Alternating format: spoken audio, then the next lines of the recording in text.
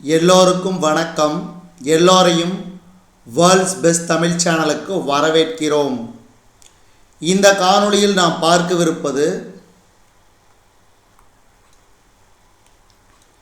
8th social science test number 4க்கான காணொளி.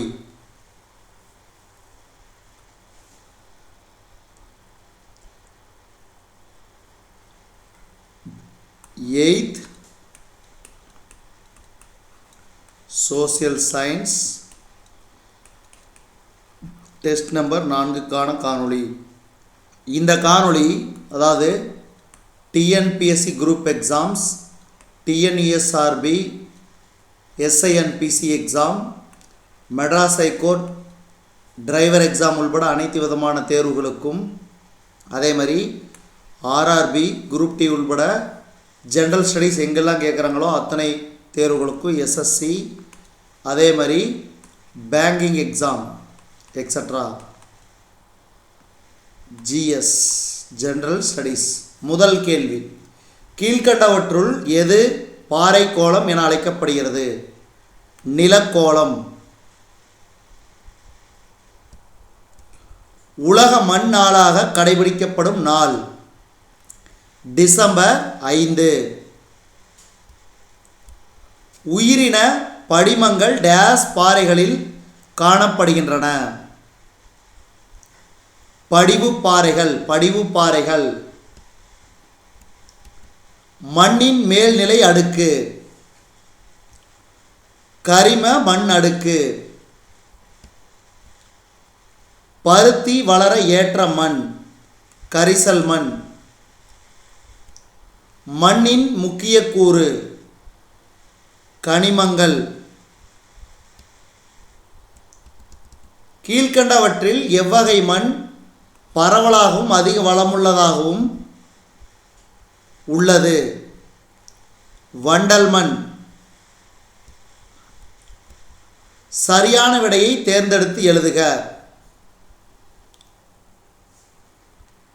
கூற்று 1, படிவுப்பாறைகள் பல்வேறு அடுக்குகளை கொண்டவை.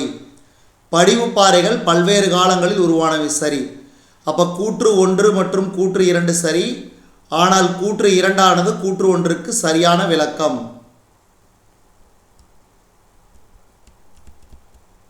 வேளாண்மையை மேற்கொள்ள இயலாத மண் பாலை மண். நன்கு வளமான மண் உருவாக ஏறத்தாழ டேஸ் வருடங்கள் ஆகும்? 3000 வருடங்கள் ஆகும். 3000 வருடங்கள். ஒரு மண் வளமான மண் உருவாக 3000 வருடம் ஆகுது. அடுத்தது, கரிம மற்றும் கனிம பொருட்களுக்கு ஆன அடுக்கு மேல்மட்ட அடுக்கு. உலகின் மிக பழமையான படிவுப்பாறைகள் டேஸில் கண்டுபிடிக்கப்பட்டன? கிரீன்லாந்து. சரியான விடையை தேர்ந்தெடுத்து எழுதுக. 13.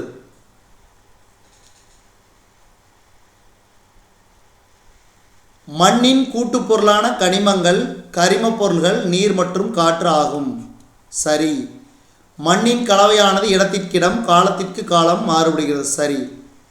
கூற்று 1, 2 சரி. ஆனால் கூற்று 2 ஆனது கூற்று 1க்கு சரியான விளக்கம் அல்ல. புவியின் வளிமண்டலம் 78% நைட்ரஜன், 21% ஆக்சிஜன் அளவை கொண்டுள்ளது. டேஸ் ஒரு பகுதியின் சராசரி வானிலையை குறிப்பதாகும்? காலநிலை. புவி பெரும் ஆற்றல் வெப்பம்.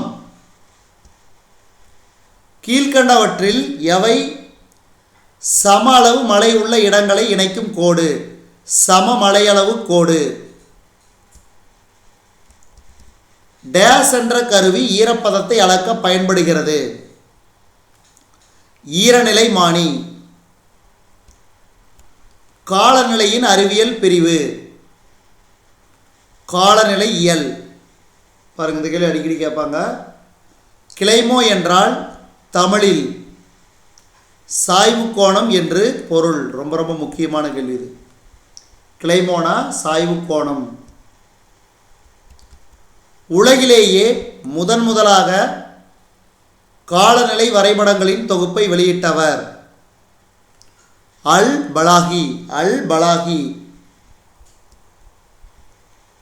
நீர் கடலிலிருந்து வளிமண்டலத்திற்கும் வளிமண்டலத்திலிருந்து நிலத்திற்கும் மீண்டும் நிலத்திலிருந்து கடலுக்கு செல்லும் முறைக்கு டேஸ் என்று பெயர்.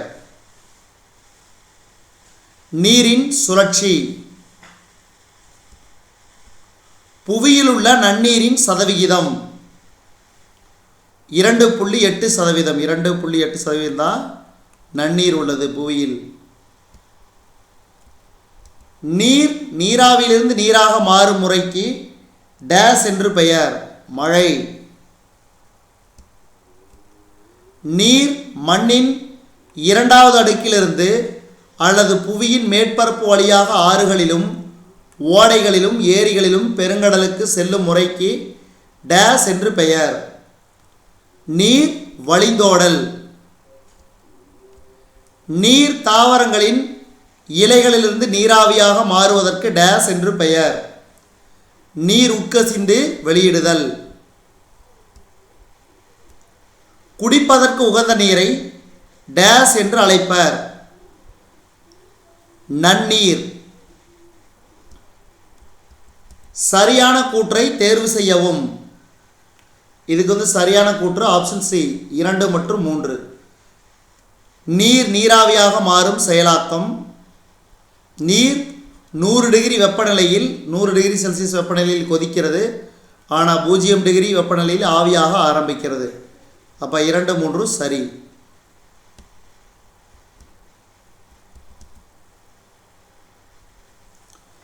புவியில் உள்ள நன்னீரில் நிலத்தடி நீரின் அளவு 2.8% நன்னீர். அதில் நிலத்தடி நீரின் அளவு எவ்வளவு? 0.6%. அடுத்து டேஸ் ஆவியாதலின் எதிர்வினைக்கு செயலாகும். நீர் சுருங்குதல். பொருட்களின் வெப்பநிலை பனிநிலையின் வெப்பநிலையை விட குறைவாக இருக்கும் பொழுது டேஸ் உருவாகிறது. பனி. மழை துளியின் விட்டமானது 0.5 மில்லிமீட்டர் அளவினை விட அதிகமாக இருப்பின் அதனை டேஸ் மழை என்கிறோம். உறைபனி மழை. சரியான கூற்றை தேர்ந்தெடுக்கவும். இதுக்கு சரியான விடை ஆப்ஷன் சி, அதாவது 1 மற்றும் 4 மட்டும் சரி. பொழிவு வானிலை அல்லது காலநிலையை சார்ந்திருக்கும். ஆலங்கட்டி மலை பெரிய உருண்டையான பனிக்கட்டிகளை கொண்டிருக்கும். 2, 3 தவறு. மக்கள் கிராமப்புறத்திலிருந்து நகர்ப்புறத்திற்கு நல்ல வேலை வாய்ப்பினை தேடி குடிபெயர்கின்றனர். ஒரு நபர் சொந்த நாட்டிலிருந்து மற்றொரு நாட்டிற்கு இடம்பெயர்தல் டேஸ் எனப்படுகிறது. இதுக்கு சரியான விடை குடியேறுபவர். வளம் மிகுந்த வேளாண்மை நிலம் தேடி இடம்பெயர்தல் நடைபெறுவது. கிராமத்திலிருந்து கிராமத்திற்கு. போரின் காரணமாக நடைபெறும் குடிபெயர்வு டேஸை சார்ந்தது. அரசியல். வரலாற்றுக்கு முந்தைய காலத்தில் நகரமயமாக்கலுக்கு முக்கிய காரணம் மிகையான உணவு தானிய உற்பத்தி. கீழே கொடுக்கப்பட்டுள்ள கூற்றையும் காரணத்தையும் ஆராய்க. ஆப்ஷன் ஏ கூற்று சரி, காரணம் தவறு. நகரமயமாதல் முக்கியமாக கிராமப்புற மக்கள் நகர்ப்புறத்திற்கு இடம்பெயர்வதாகும். கிராமத்திலிருந்து நகரத்திற்கு இடம்பெயர்தல் முதன்மையான ஒன்றல்ல. நகரமயமாக்கலின் உலக சராசரி சதவிகிதம் 55%. அடுத்து டேஸாம் ஆண்டு வரலாற்றில் முதல் முறையாக உலகளாவிய நகர்ப்புற மக்கள் தொகை ஊரக மக்கள் தொகையை விட அதிகமானது? 2007.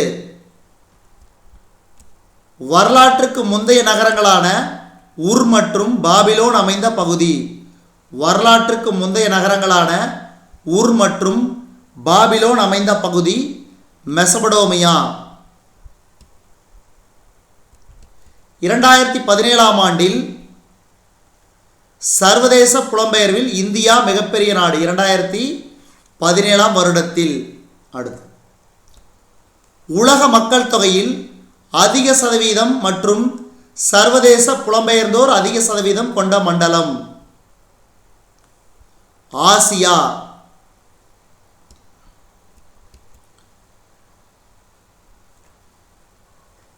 கூற்று: இடம்பெயர்வு என்பது இரு புவியியல் பிரதேசங்களுக்கிடையே நடைபெறும் ஒரு வகையான மக்கள் தொகை நகர்வாகும். சரி.